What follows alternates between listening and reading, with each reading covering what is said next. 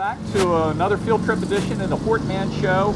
We're here in beautiful Eldersburg, actually at the Carroll County Public Library here in Eldersburg, in their garden. It's really not just their garden. The Carroll County Master Gardeners several years ago, with the help of a librarian, put in a garden, and we'll be talking to you about this garden and what they've done with it.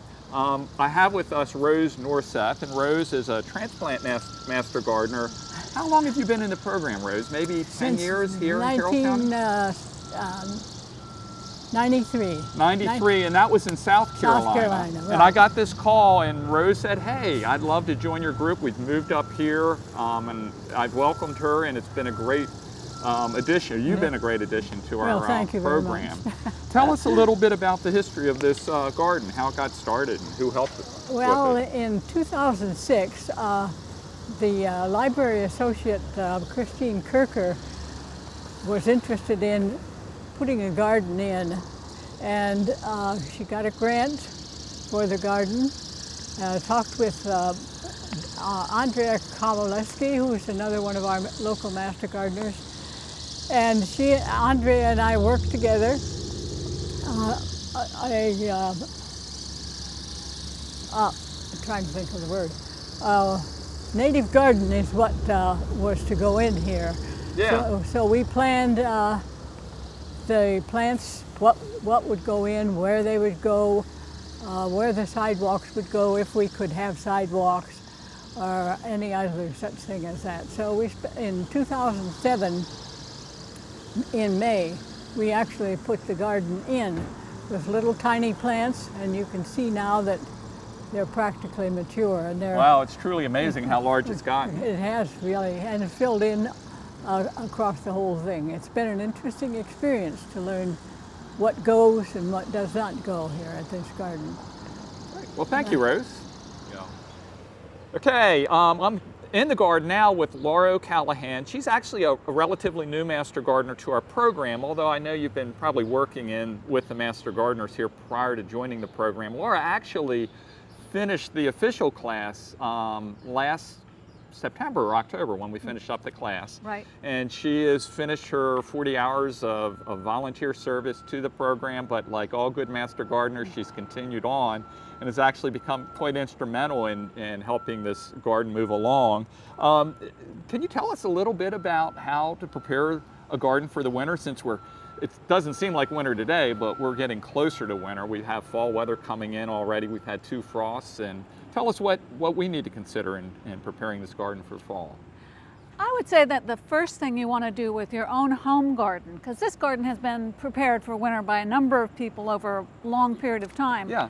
But at home, go out and take a camera, take some pictures, see what looks good, take pictures of where your perennials are so that when they all die back to the ground, you can find them in the spring. Yeah, know where they are. Exactly. See if you have any trouble spots, drainage problems, dry spots, any plants that you want to move in the spring, any plants that you need to prune in the spring or the summer. Do that kind of work. Gotcha. So in a sense, you're creating a garden map so you know what's going to be there next spring, or hopefully what's going to be there next spring. Right. A lot of times stuff doesn't always come up. Now, a lot of these plants, I'm assuming, produce seeds. Are there any particular hints you want to give people on what they should do with the seeds that are in the garden? Sure. There are 3 things that you can do with seeds. You can save seeds that are standard or heirloom seeds, but you do not want to save hybrid seeds because they can be sterile, and you don't want to save seeds that have been cross-pollinated with other plants because you may just get bizarre combinations or sterile seeds. Then you can leave seeds for the birds and the wildlife, which is really a nice thing to do. Yeah. And then the third thing is on some plants, like this is ironweed back here in the corner. This plant right here. Exactly. Yeah. It produces a huge number of seeds, and you'll get seedlings all over the place. And one iron plant can be very nice. A lot of them can be just a little bit too much. That's the type of plant I call a garden thug. Right. It's one of those things that it's great, it's wonderful, it blooms at the right time, but oh my God, what am I going to do with all these offspring? Exactly. So any other tips for the seeds? And then I know there's something else that you can do with seeds. Let's see. You can save them. You can wildlife, and then you can trim them. And that's I'd say the 3 main things to do. Yeah, and every so often you can trade them too. And Oh yeah, give yeah. them to people and Absolutely. Yeah, If you okay. know what you're trading. Yeah. Now, is this time of the year a good time to move plants? And if it is, or if it isn't, what are some of the recommendations you would make for, say, Sure. transplanting or moving a plant? It's a great time of year for moving perennials, big perennials. I wouldn't necessarily move a little one because it could just get wiped out by a frost. Yeah. And shrubs and small trees, so long as they're really prepped for it. Trees you probably want to root prune in the spring if you're going to move them in the fall. Same with bigger shrubs. Root pruning is a complex process that you really should just go online and get directions for how to do it. It's not an easy thing to explain. Good. Well, I'm looking behind you and I see the geranium canabrigiense, or one of the low ground cover geraniums, and I may not want to transplant that whole thing, but is this also a time to consider dividing plants? I mean, and how do you do that? Yes, you divide perennials for 3 reasons. 1, that you need to rejuvenate them. 2, that you need to reduce or you want to create more. I need to be divided because I need rejuvenation, but I'm sorry. But okay, so 2 is for propagation, to help Propagation, add to your... absolutely. You can create a huge number of perennials from many plants, from a few certain perennials. And then the 3rd is to control them. Gotcha. Okay. There are a few that do not like to be divided, and that's baby's breath for the most part. I've done it, but I've done it and killed it. Yeah. So. Yeah. Yeah. Lenten rose, and there are some others, so you should double check.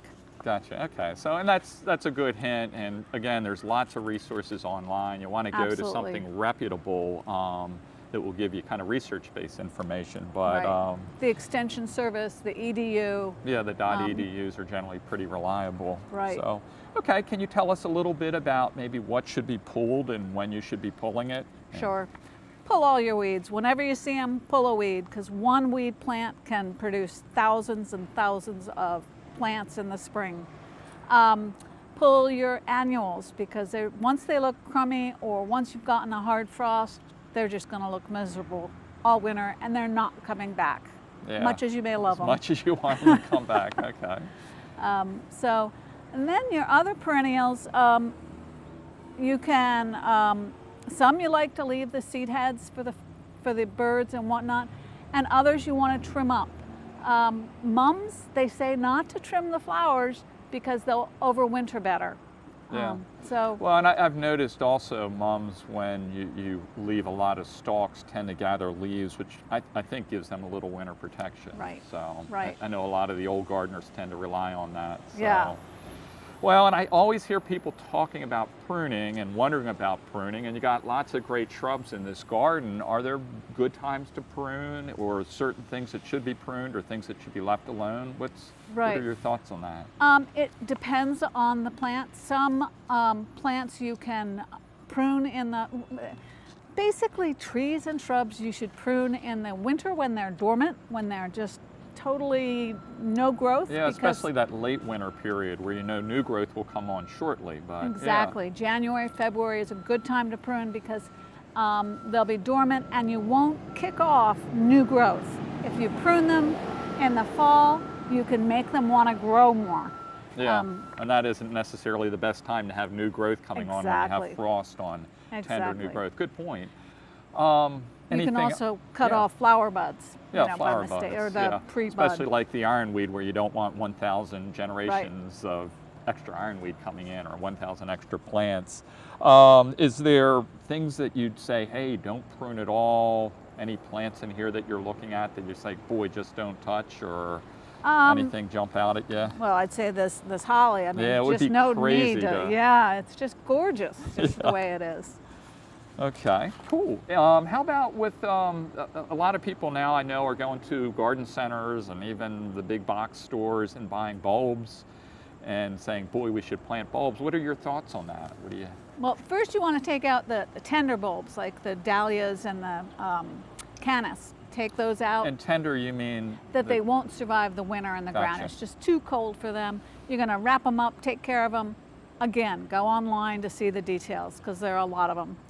And when you take those out of the ground, what do you do with them? Oh, you have to make sure they're clean and dry and put them in perlite or vermiculite, or you can put them in newspaper, but they can't be touching. Yeah. Want to be in a cardboard box. So all sorts of great. This could be a separate show altogether. Okay. It could be, yeah. Yeah. Now for the other bulbs, it's between now and late November you can plant them. Just do it before the ground is super hard. And tulips are great to plant, but if you have problems with animals, then you want to put chicken wire around them. Yeah, I've noticed squirrels digging up some of my tulip bulbs, and Yeah. I'm guessing chipmunks, although I haven't seen them. Yeah. Mice, deer, you name it. So, yeah. Good. But daffodils are poisonous to animals, so they won't touch them. Grape hyacinths, snowdrops. There's some that are okay, so that you just put them in and you're set. Yeah, I've noticed plants like that have naturalized outside of the garden. Some of the times I'm in woodlands and I'll see daffodils and hyacinth coming up. Right. So, cool. Any thoughts on the leaves that fall in the garden? What should you be doing or not doing with the leaves in the garden? Yeah, leaves are a great mulch. They're a great natural mulch.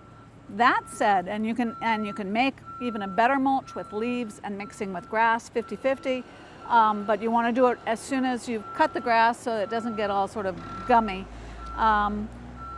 But there are some leaves you don't want to use. Really? Okay. Yeah, roses and azaleas should be removed and destroyed. Don't even put them in your compost pile. And why do you say that? Because they can have diseases. Okay, so you And don't you want to just- keep that disease cycle going. Exactly. It's like somebody in the family who has a cold and just keeps, passing it around to the rest of the family. You just want to get it out of there. That makes sense. I feel that way about my kids some of the Yeah. times. And there are others, black-eyed Susan, coneflower. So there are a number of leaves that really need to be just removed from the garden. Okay, so tree leaves in general might be something that you'd want to keep in the garden. That really brings up a good point too, is you're effectively using those leaves as a mulch. How about hardwood mulch? It looks like you have some mulch in this garden. Tell us a little bit about when you should be putting mulch in the garden and maybe how much. Sure. You want to mulch after the first hard, or they call it a killing frost. And that means that it has killed all seasonal vegetation. That it is, when you have water on the ground, it's frozen. That is a killing frost. It goes down to below 32 degrees centigrade, 32 degrees Fahrenheit. I wouldn't be able to figure out centigrade. I'm glad you translated that Yeah, for me. it's like 3 degrees centigrade or something like that. I know, I It's can like, never yeah, get that straight. So No, I good. can't either. So okay, go ahead. I'm So sorry. you want it really frozen, and then you go and you put your mulch down. And you put anywhere from like 2 to 4 inches of the wood mulch, but you leave a nice big space, 4 to 6 inches around the plant, so that the little voles and mice and rabbit don't just treat it as sort of, the buffet. Good point. And one of the other problems I find is mulch gets too thick close to many plants, you start to have roots that'll surface into it because the roots think it's a soil layer, and that's not necessarily good for roots either of those plants. Right. Good. Okay. Anything else you want to add about the garden? Any things not to do or in the fall that you can think of? I just point out that a couple plants have been pruned this way for winter interest. And this is, as I mentioned before, the ironweed, and it's been left very tall so that when it snows, the snow will just sit on it and it will look really pretty. Behind me is Joe Pye, another native plant, and all of these plants in this garden, almost all of them, are native. And that will look pretty with the snow on it. So you want to kind of keep some things that different heights and shapes and forms. That's a cool idea, taking an herbaceous perennial and almost treating it like a shrub and giving Exactly. you that long-term interest throughout the winter. That's Exactly. a great idea. And then there are just some beautiful plants. The asters are a great fall. There's a purple flower over here that's a great fall plant, and you can plant it in the fall and it will come back in the spring. chrysanthemums sometimes when you plant them in the fall. Yeah, I know they can be iffy. Yeah, Yeah, I know. But yeah. I'm crossing my fingers at my house, but so there are a number of really neat plants. The beautyberry, maybe we can take a walk over and look at that because Sure. it's a unique Great. plant. Well, why don't we do that? We'll do Okay. a little exploration of the garden and see what else you have here. We're Okay. only looking at a very small section. So Super. thank you.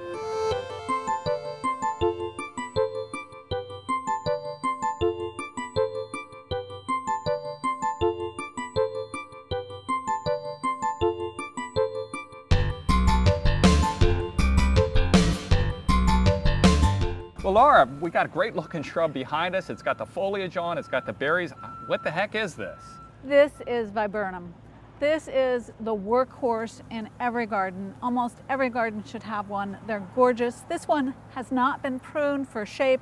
It's really been pruned or for beauty. It's been pruned to sort of fit in here. So it doesn't get too big and thuggish. And Exactly. you're able to pull it in just by pruning out the base. Okay. Exactly. They are just gorgeous. And they have these berries. These are blueberries. Some have red berries.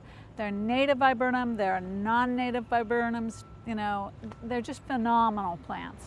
Lots of viburnums in the garden. yeah. And I know this is distracting because I'm looking over that way, but behind you there is a vine blooming. Oh, yes. This is honeysuckle, native honeysuckle. Gotcha. You don't ever want to plant the non-native invasive honeysuckle, but the I've native. seen enough of that. Yeah, the we've non-native. all suffered. This one is truly beautiful. Yeah, I usually think of this as kind of having a spring summer bloom, but obviously it's persisting here and looking quite showy.